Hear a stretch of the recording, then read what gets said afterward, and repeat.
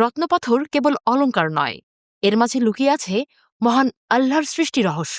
কিন্তু কোন পাথর আপনার জীবনের জন্য কল্যাণকর আর কোনটি ক্ষতিকর, তা বুঝতে প্রয়োজন গভীর আধ্যাত্মিক প্রজ্ঞা।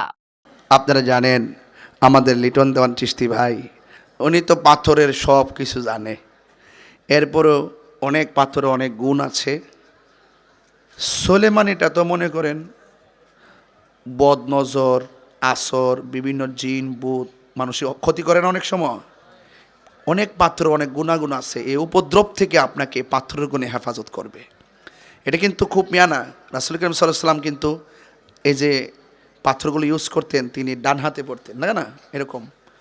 যাই হোক, আমি আপনাদেরকে অনুরোধ করব, আপনারা আমার জন্য দোয়া করবেন, সত্যের পক্ষে থাকবেন, হকের পক্ষে থাকবেন।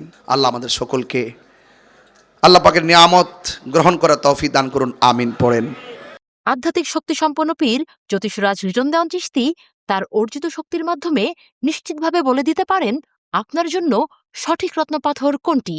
তাই ভুল পাথর নির্বাচন না করে সঠিক সমাধানের জন্য আজই পরামর্শ নিন।